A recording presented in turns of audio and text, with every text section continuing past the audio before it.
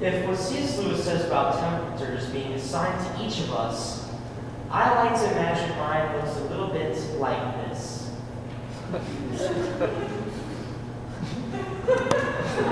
He looks pretty nasty and ugly, doesn't he? Would you believe something that guy said? I know I would. The devil is also a cunning warrior.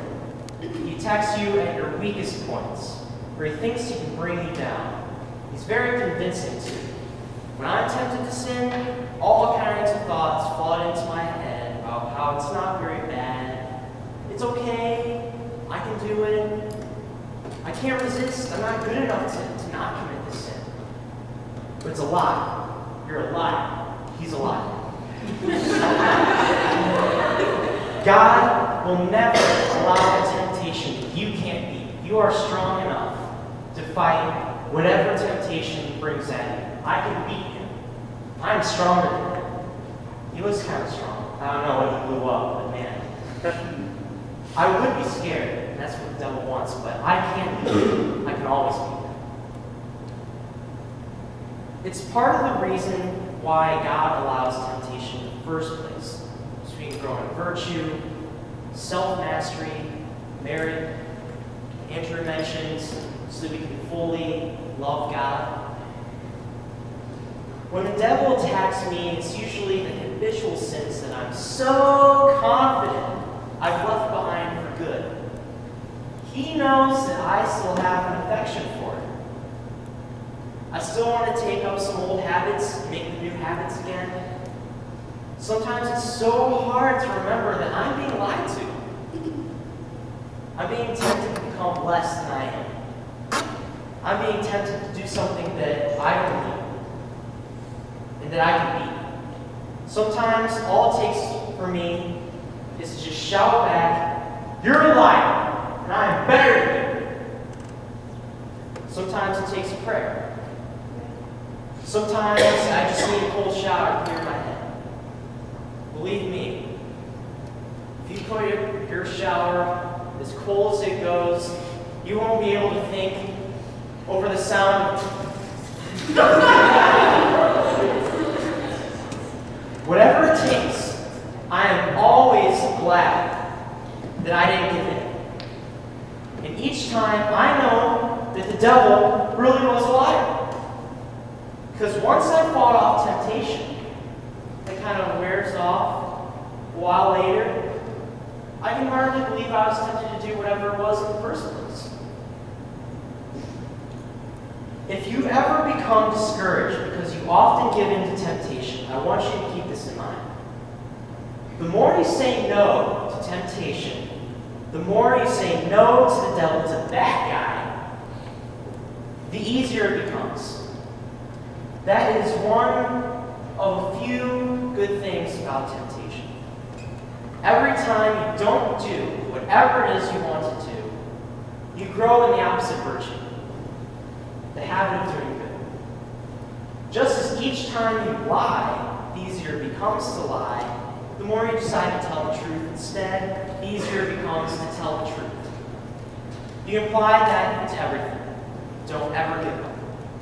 It gets better.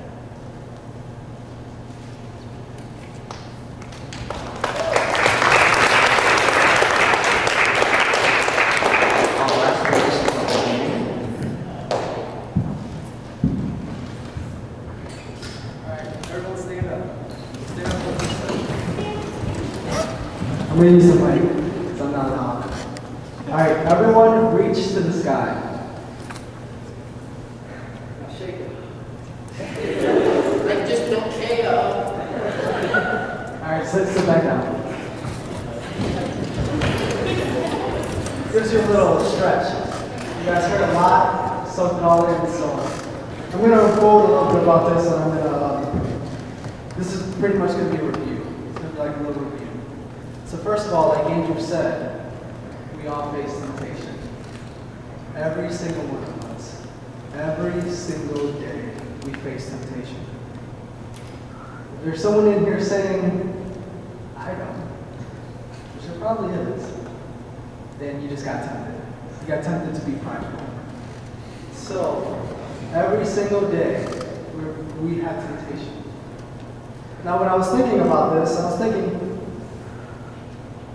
you know, every time we have a Veritas meeting, how well do you guys even know the team? How well do you guys even know me? How well do you know my past?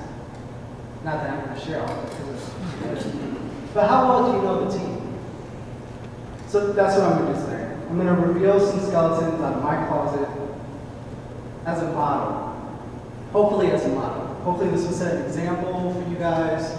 Maybe it'll reach a couple of you. I think skeleton will reach all of you. So when I was thinking about this, I thought of 3 things. First, I thought, how does temptation work? And so these are the 3 things. This is how temptation works. And this is going to be a review of what everyone said. And I'm going to put in 3 things. This is not from the catechism, this is from me. So it could be expanded, there could be more steps, but I've narrowed it down to 3. The first one, this is how temptation works. You are tempted. Pretty basic. You're tempted with something. You're tempted to do something. For example, you have the temptation of peer pressure. Most people, most college students are familiar with this. Hey dude, Friday's that party, man, let's go, come on. Let's go drink. Hey, guess what? Sheena's gonna be there too. Yeah, and she's bringing all her friends. Right? That's peer pressure, right? Everyone's pretty common with that. But then there's all other kinds of temptation. There's personal temptation, right? By the way, this is all in stage 1. There's personal temptation. So it's the temptation that you sort of tempt yourself for some weird reason. You know, you're sitting down, you have nothing to do, you're bored, and you're like, man, I'm bored. You know what? I'm gonna go to that party on Friday. You know? Even though you know that by going to that party, you're going to drink, and you know you can't control your drinking. You know you have 2 or more, you're gonna be doing handstands on a keg or something like that. So you just tempted yourself. But what Jay was getting at is that this temptation stems from another force. And so what he gave a beautiful example of C.S. Lewis in the Screwtape Letters. He gave this beautiful example of what this Christian author wrote. How he wrote about how we have tempters. Just how we have guardian angels. According to C.S. Lewis, he's saying that we also have assigned tempters. It's pretty weird to think about. That I've come to believe it. So the first step, once again, you're tempted. The second step, first of all, the first step, you can stop temptation right away with what Cameron was hitting at, with dagger prayers. You can stop the temptation right away. As soon as the temptation hits you, like, yeah, let's go to that party, or yeah, smoke this marijuana. As soon as that hits you, you can quickly say to yourself, a dagger prayer. Dagger prayer. Dagger is a knife, right?